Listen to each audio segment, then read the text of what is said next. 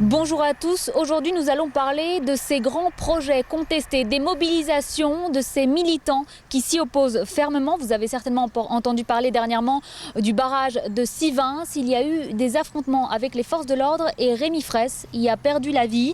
Pour en parler, nous sommes ici au Mureaux. Derrière nous, un circuit de Formule 1 aurait dû être construit en 2009, un projet sur lequel le gouvernement a cédé et c'est sous la pression de certains groupes, notamment le collectif Flin sans F1. Un de ses membres est avec nous pour discuter de ces différents événements. Yvan, bonjour. Bonjour. Alors Yvan, est-ce que tout ce qui se passe en ce moment à Sivens vous rappelle votre propre combat contre ce circuit de Formule 1 ? Ah oui, tout à fait. Il est très semblable. Bon, si ce n'est qu'il s'est radicalisé de la part du gouvernement au niveau de la diabolisation des acteurs. Enfin, nous, aujourd'hui, ça paraissait invraisemblable à l'époque qu'on en vienne à avoir un mort dans une manifestation contre un projet pas contesté, mais plutôt inutile. Vous n'aviez pas une présence massive des forces de l'ordre à ce moment-là ? Non. Il y avait quelques relations avec les services classiques du gouvernement, mais pas de répression, pas d'intimidation policière. On avait le droit de manifester, de s'exprimer. On n'avait pas du gazage immédiat comme on a pu le voir à Sivens. Vous en pensez quoi, vous, de ce dispositif qui a été mis en place ? Il est inquiétant. Il est inquiétant dans le clivage qu'il est en train de générer entre les gouvernants et les citoyens. Parce que je pense que les zadistes sont des citoyens comme les moi. zadistes, c'est zone à défendre, zone les gens à défendre, qui oui, c'est se devenu un mobilisent. terme. Après Notre-Dame-des-Landes, le terme est apparu, zone à défendre, parce qu'il y en a de plus en plus. Il y a une recrudescence même assez folle. Dans les Yvelines, on a 5-6 projets qui arrivent. On en parlera voilà. justement de ces projets dans les Yvelines.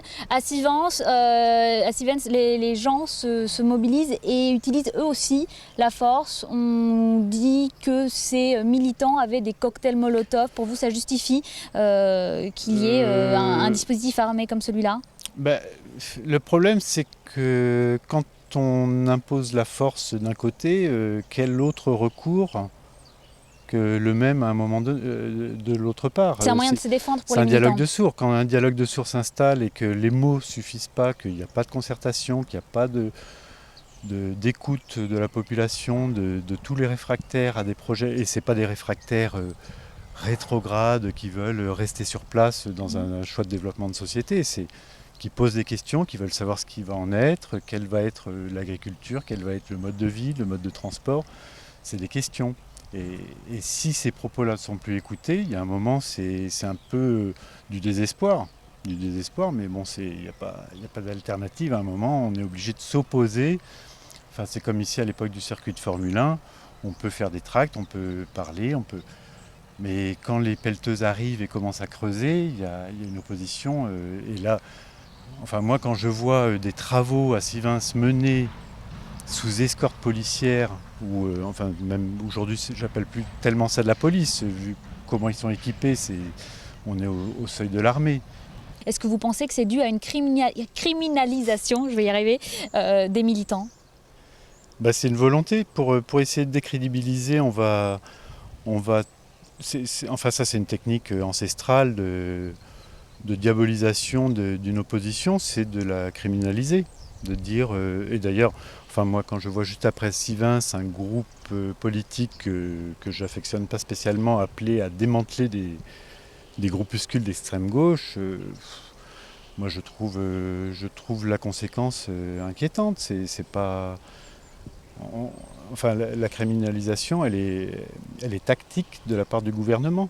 Vous êtes battu ici contre ce projet de circuit de Formule 1, c'était pour des raisons notamment écologiques. Est-ce que ce sont les mêmes raisons que vous retrouvez dans ce combat mené à Sivens ? C'est plus qu'écologique, parce que le côté un peu greenwashing de l'écologie, je m'en méfie aussi beaucoup. De dire c'est les petites fleurs, c'est l'environnement, c'est la campagne. Non, l'écologie, ça marche avec l'homme aussi. C'est des choix de société, c'est des choix de développement, c'est des choix de mode de vie, d'alimentation, de travail, Les mêmes choix que vous avez contestés à l'époque sont ceux qu'on retrouve à Sivins aujourd'hui? Oui, je pense que quand c'est pour alimenter 10 agriculteurs de maïs intensif et qui assèchent, enfin moi je suis du Tarn, il se trouve que Vous connaissez je connais particulièrement très bien bien le dossier. Gaillac, je connais très bien Albi, et dans le Tarn c'est catastrophique d'arroser. L'arrosage c'est 70% d'évaporation. Quand on arrose un champ de maïs, c'est 70% qui part en évaporation.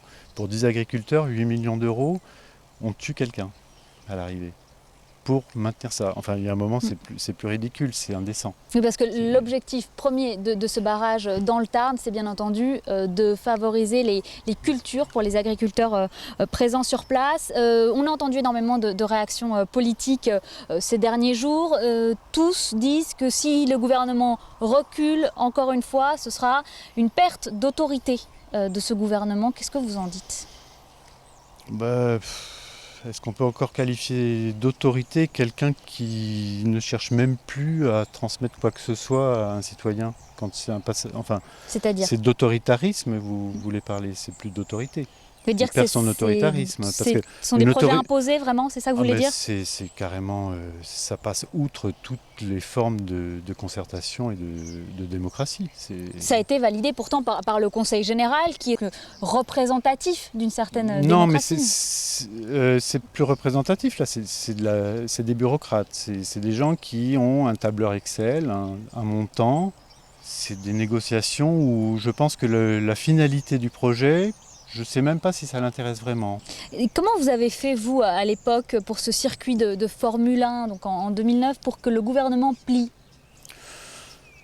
C'est une conjonction de pas mal de choses, hein. C'est compliqué parce que c'est quand même 2 ans de travail, d'information.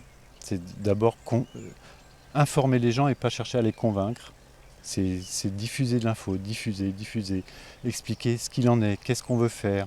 Et c'est un travail de fond d'aller voir les gens, qu'ils n'aient pas peur de s'exposer, de se positionner, de dire éventuellement non, ou de se poser une question, de dire mais alors ça va servir à quoi? Est-ce que je suis d'accord, pas d'accord? Mais il faut les éléments. Il n'y a pas eu que ce projet de circuit de Formule 1, il y en a encore bien d'autres qui sont envisagés ici dans les Yvelines et vous continuez à vous mobiliser. Vous n'êtes pas les seuls, il y a l'association Vexin Zone 109. Nous sommes allés rencontrer Dominique Pellegrin, je vous propose de l'écouter. C'est sur 80 hectares dans la commune de Broye-en-Vexin. Le problème, c'est que c'est très mal foutu comme endroit. C'est à 350 mètres des habitations, sur un plateau, en contre-haut, dans un PNR, sur un plateau où il y a une nappe phréatique de toute première importance puisqu'elle contribue à l'alimentation non seulement de l'eau potable des villages, mais où il y a plusieurs milliers d'habitants, mais aussi de toute la vallée de la Montsieur où il y a des dizaines de milliers d'habitants puisque ça va jusqu'à Melan. Donc on vient d'entendre les explications, le point de vue de cette association sur cette extension de carrière dans le Vexin. Vous, qu'est-ce que vous en pensez ? Pour faire tous ces projets qu'on qualifie d'inutiles, hein, c'est un peu comme les zadistes, maintenant on parle de projets inutiles, il y a des termes qui arrivent. Dans les Yvelines, il y en a un paquet. Et le Grand Paris aussi est en pleine explosion de béton. Et donc on en consomme de manière pharaonique comme on n'en a jamais utilisé. Et le béton, c'est un sac de ciment, c'est 70% d'énergie. C'est 180 mètres cubes heure de refroidissement. C'est des ressources qu'on ne peut plus se permettre aujourd'hui. Enfin, on a plein de signaux d'alerte. On a 400 millions d'oiseaux qui ont disparu en Europe. On dépense 54 milliards d'euros par an pour dépolluer les eaux en France. Enfin, il y a plein de signes qui donnent vraiment des alertes rouges. Des conséquences en chaîne pour l'environnement.